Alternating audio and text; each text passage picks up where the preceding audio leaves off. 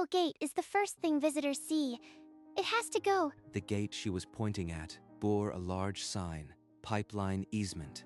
Do not obstruct. Ma'am, that's a federal pipeline marker. I'm not sure we can just... It's on our property line, and it's ugly. Weld it shut and paint over that sign. I'll handle the paperwork. She had no idea the single easement carried every utility into the entire Crestwood community. Rick hesitated, but the HOA chair was his biggest client. He pulled down his welding mask. Sparks flew as the beads sealed the gate permanently.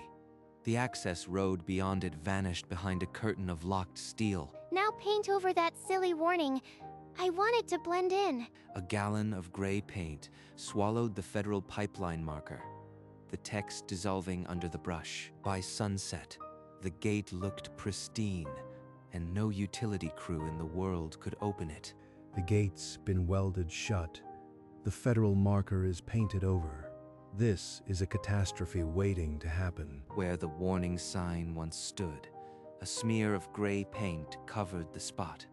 The fresh weld bead glinted in the sun. Mr. Mallory, our community voted.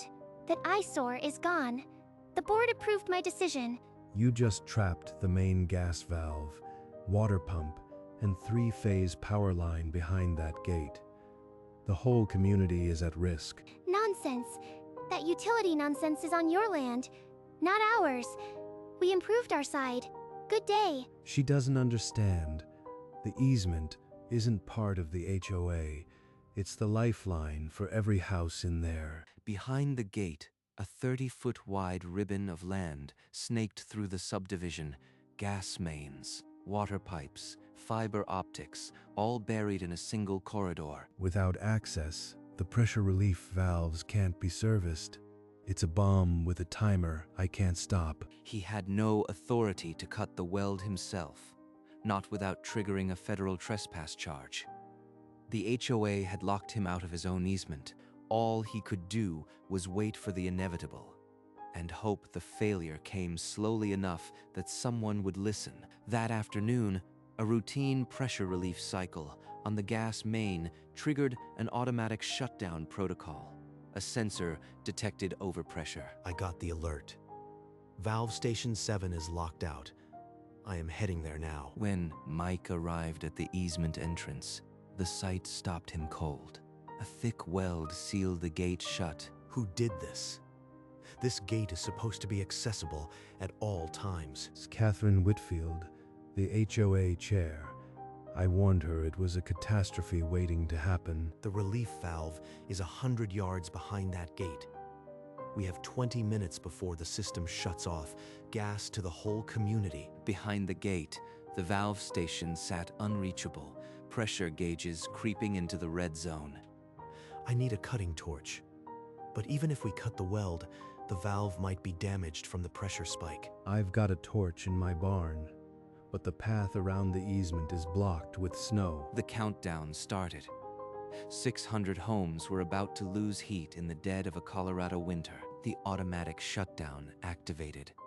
Gas flow to 612 Crestwood homes stopped with a final thud. It's freezing in here. We've got a baby. The whole house is going cold. Catherine's phone blazed with furious calls.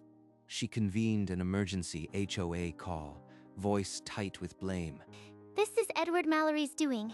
He provoked the utility company by making a stink about the gate. She dialed the sheriff next, her voice sharp as broken glass. She demanded Edward be removed. Mrs. Whitfield, we've been over this. If he's on his own land, we can't arrest him. Then escort him off. He's interfering with our community safety. This is your duty. Sheriff Barnes arrived at the gate to find Edward and Mike still working at the weld with a cutting torch. Sheriff, we have 600 homes without heat. The gas valve is behind this gate. The sheriff looked at the painted-over sign, the frozen ground, and the distant darkened houses. I can't remove a man from his own land. There's a gas emergency, and that gate is the cause. Before anyone could argue, the water pump monitoring system triggered a low-pressure alarm at the same easement. The booster pump behind this gate is cavitating. We lose water pressure in every Crestwood home within the hour. The pumps ran dry. Pressure gauges dropped towards zero. 1,200 residents were about to lose water too. First, we freeze. Now we can't flush or bathe the kids. This isn't just an inconvenience, it's dangerous. Water mains began to fail at 11 p.m. Taps ran dry, and the HOA emergency line jammed with panicked calls. Let the utility crew cut this weld. I'll handle Mrs. Whitfield. This is now a public safety crisis. The cutting torch finally sizzled through the weld. But until the valve was reached and repaired, the damage was done. 612 homes sat in frozen darkness without a drop of water. The HOA's aesthetic choice had just become a survival emergency, but the worst was still to come. The main power transformer sat on the same easement, and it was already overloaded. Without access for emergency crews, the overloaded transformer sparked once, then failed. Every Crestwood home plunged into frigid blackness. Our families are freezing in the dark. Who gave the order to weld that gate shut? The gate was an aesthetic hazard. I had no idea about any underground lines. The utility company should have warned us. You painted over the federal pipeline sign. Rick told us you threatened to fire him if he refused. That is a lie. I merely made a suggestion, and he agreed it was the right move. You can't blame me for cooperative decisions. Power lines sizzled and went dead across the development. The transformer smoked, and the neighborhood fell into an eerie, complete darkness. We'll get it repaired. The HOA has emergency funds. Just give me time. No repair crew can access the main line until the easement is cleared. We're looking at days without power. This disaster is on you, Catherine. You ignored every warning, and now our homes are uninhabitable. The HOA's authority crumbled as residents turned on their chair. But the real reckoning had yet to begin. Dawn exposed the full catastrophe. 612 homes with frozen pipes, no light, no heat. Inside, temperatures dropped to 40 degrees. We had to sleep in our car. This isn't an inconvenience, it's a crisis. The media needs to know about this. By 7 a.m., news vans arrived. Cameras focused on the painted-over pipeline marker. That gate is my easement. It carries all utilities. Catherine Whitfield welded it shut without permission. This is a misunderstanding. The gate was unsightly. We just wanted a better entrance. A resident showed the original federal marker photo on her phone. The evidence was damning. We trusted you, Catherine. You put our families at risk over a gate's appearance. Edward explained the permanent easement right-of-way. No HOA could legally obstruct it. I've been a pipeline engineer for 30 years. This catastrophe was inevitable. By noon, the story was statewide. Catherine's name tied to a public safety failure. Nowhere to hide. The Pipeline and Hazardous Materials Safety Administration received automatic tampering alerts. Within hours, a federal agent arrived at the easement. Agent Rebecca Silva, PH EMSA, who authorized this weld on a federal pipeline marker. The HOA Aesthetic Committee. We didn't know it was federal. This sign is mandated by 49 U.S.C. Section 60,123. Obstructing it is a felony, and the damages are criminal. Edward arrived, utility keys in hand. He confirmed the easement carried all community utilities. That gate protects the main gas valve, water booster, and 3-phase transformer. Locking it nearly killed people. This is a willful violation, Mrs. Whitfield. You are now under federal investigation. It was a mistake. I'll have it painted back. I'll pay for the repairs. Agent Silva photographed the weld, the paint, the missing sign. Evidence was irrefutable. The investigation box was opened. Catherine Whitfield's arrogance had just become a federal case. She told me to do it, said the gate was ugly and the HOA would pay. I didn't want to, but she's the boss. When I pointed out the sign, she said it didn't matter, that she'd handle it, that she'd handle it. Agent Silva subpoenaed HOA meeting minutes and correspondence. The records arrived within the hour. Edward supplied the original easement grant, survey maps, and utility corridor permits. Catherine's own email, the utility access gate on the Mallory easement, is an eyesore. I propose removal. That was just preliminary talk. We never voted on it. You told the contractor to proceed anyway. That's obstruction, a federal crime. The evidence mounted. HOA records showed the board was aware of the easement's function. Edward's engineering credentials made his testimony irrefutable.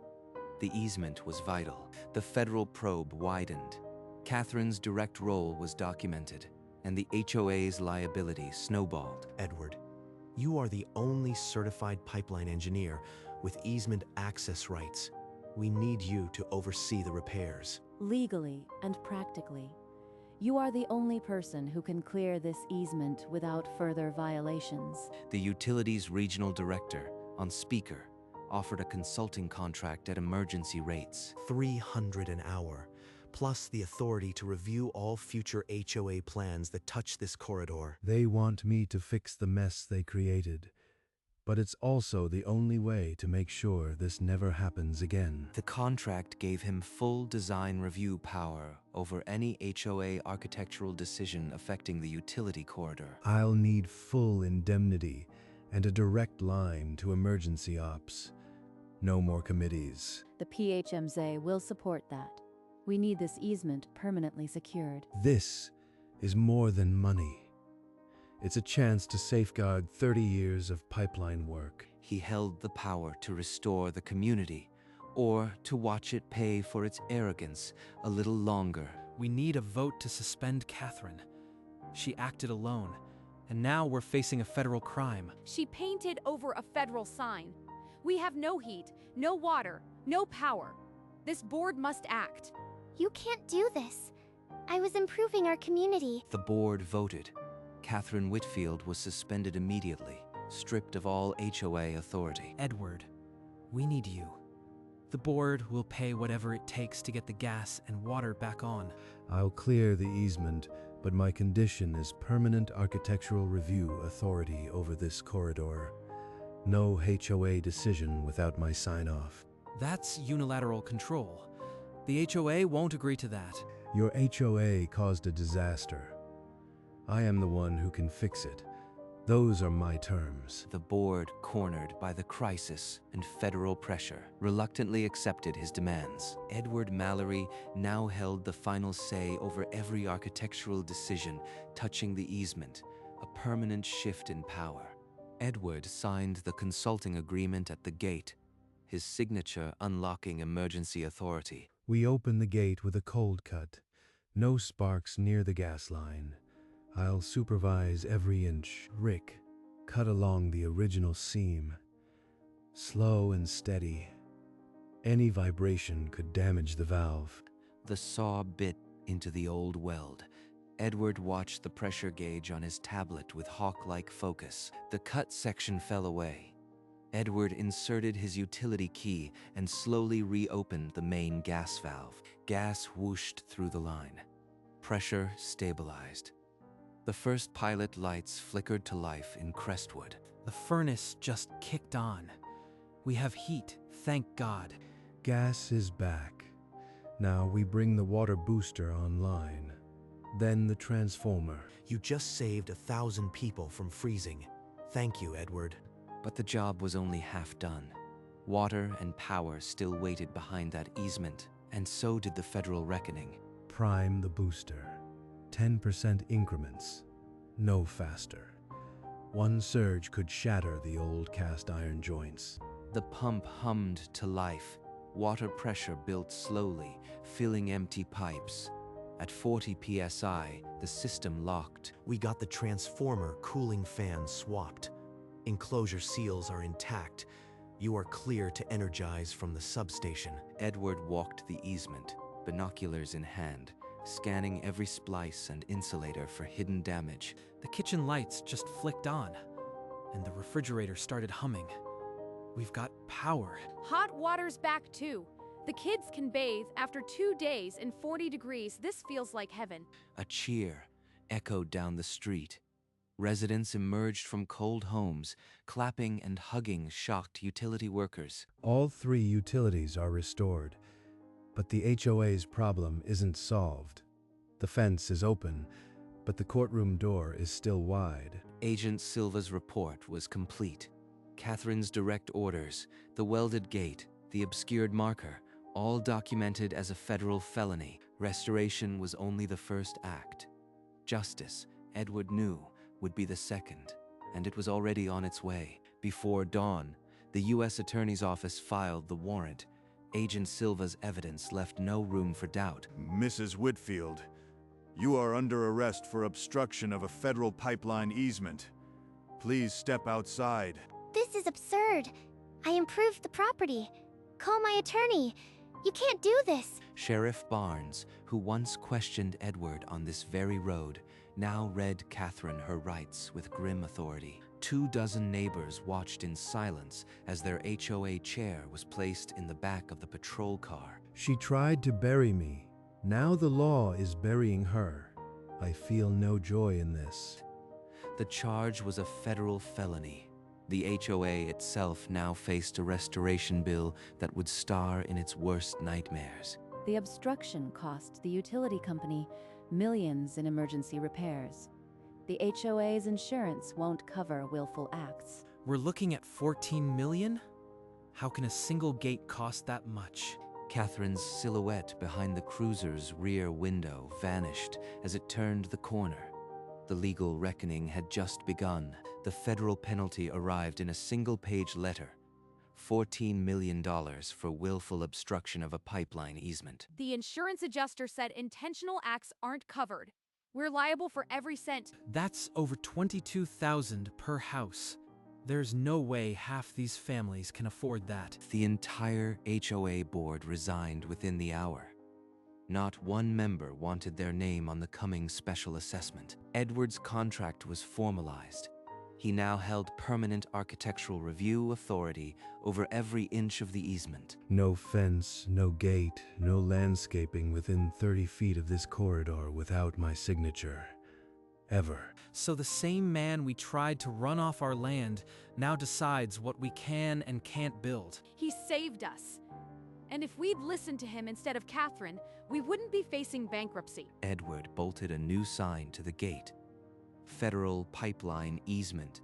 Permanent access required. He locked it with his own heavy key ring. The HOA's reign of aesthetic tyranny was over. But for 612 families, the bill was just beginning to come due. I am denying the request to plant hedges along the easement. Roots can damage underground lines. The landscaping committee already approved it. You are just one person. My approval is the only one that matters for this corridor. The answer is no. The HOA's aesthetic committee learned that morning. Edward's signature was not a rubber stamp. He replaced the painted-over sign with a permanent steel plate. Federal pipeline easement. Obstruction is a felony. On behalf of the utility, we thank you, Edward. This easement is finally secure. The utility issued a public commendation, and Edward's consulting contract became permanent. I don't like it, but I get it.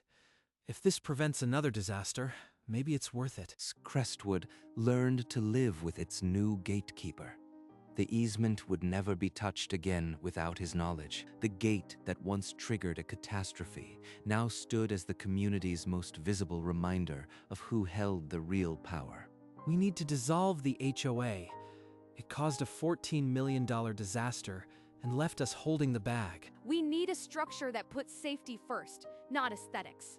Edward has proven he understands the risks. I move. We form a new community association with Edward as a paid advisor, final authority on the easement. The vote was unanimous. The old HOA was abolished, its authority transferred to a new charter, with Edward at its center. Edward accepted the advisory role, signing the agreement that formalized his permanent oversight of the utility corridor. I'll do it.